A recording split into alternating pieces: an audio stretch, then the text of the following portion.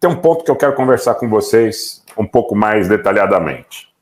Nós anunciamos, em mais uma oportunidade, sequestros de navios no Mar Vermelho, na região próxima à costa do Iêmen, no Oceano Índico, ataques que teriam sido realizados, inclusive, segundo notícias, por drones iranianos.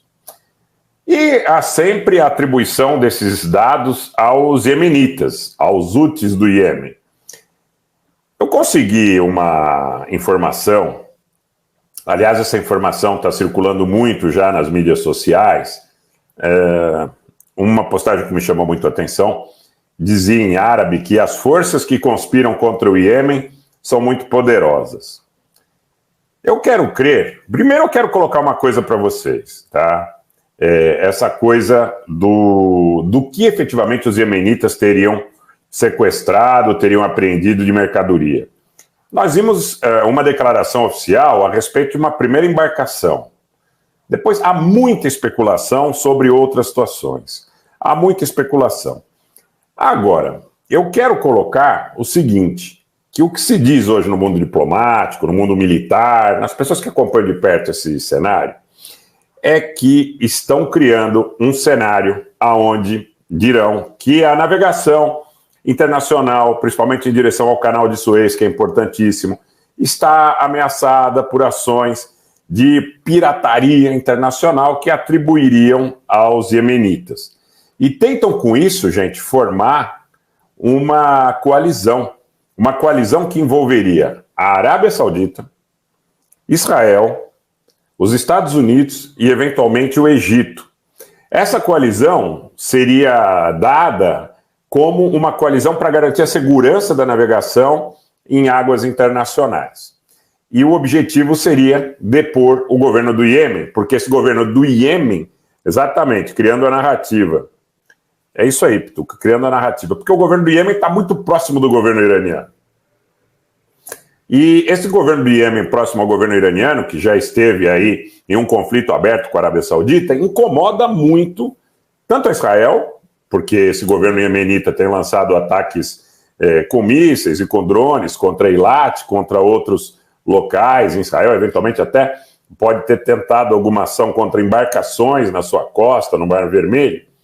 Então estão criando um ambiente. Eu já não consigo mais dizer para vocês quantos desses relatos em relação a sequestro de navios são verdadeiros.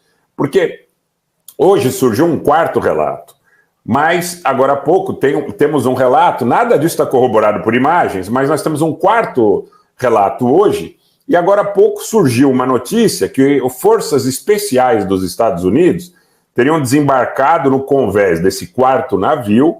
Vejam bem, o que está surgindo de versão, que forças especiais dos Estados Unidos desembarcaram no convés desse quarto navio e recuperaram esse navio, que seria um petroleiro, tá? Também pertencente a um bilionário israelense, e que estaria já nas mãos das tropas dos Estados Unidos, com a sua navegação garantida sob escolta dos Estados Unidos. Então eu quero crer que nós estejamos, muito provavelmente, a testemunhar a criação de uma narrativa que possa permitir, entre outras coisas, alguma ação contra o Iêmen, e essa ação contra o Iêmen poderia ter os mais insuspeitos, né, entre aspas, elementos na formação da coalizão, como egípcios, sauditas, Emirados Árabes Unidos, eventualmente ao lado dos Estados Unidos e de Israel. A essa força poderia se dar uma conotação de força multinacional com o objetivo de garantir a estabilidade da navegação nos oceanos, no Canal de Suez, no Mar Mediterrâneo, no Mar Vermelho.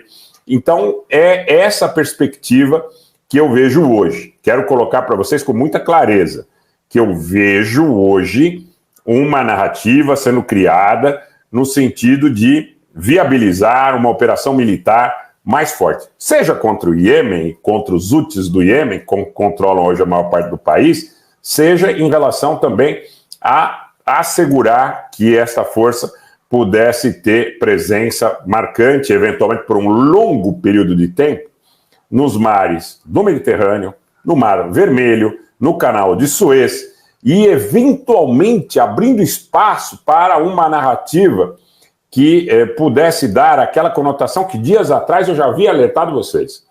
A ideia da construção eventual do canal de Ben Gurion. Porque o canal de Ben Gurion, ele poderia vir na esteira, mesmo sendo mais extenso, eventualmente mais caro, ele poderia vir na extensão dessa narrativa. Olha, está muito perigoso navegar pelo Mar Vermelho, está muito perigoso navegar pela costa do Iêmen, está muito perigoso navegar na direção de Suez, no Oceano Índico. E esse esforço pode ser do interesse tanto da Índia, como da Arábia Saudita, como de Israel, como dos Estados Unidos, dando essa conotação multinacional, inclusive como o aspecto de segurança do abastecimento do continente europeu, para legitimar a criação de uma força que controlasse esses mares. Isso facilita a questão da narrativa posterior em relação ao Porto de Gaza e o canal de Ben Gurion, dois dos vários objetivos que eu quero crer que estejam envolvidos nesse esforço de guerra que Israel, ao lado dos Estados Unidos, ao lado da Itália, ao lado da Grã-Bretanha, ao lado da Alemanha, tem realizado hoje na faixa de Gaza, no Mar Mediterrâneo, em direção ao sul do Líbano, e em todo esse complexo, mas, de alguma forma, claro processo de disputa por rotas comerciais e também pelo domínio do gás, do petróleo e de suas rotas.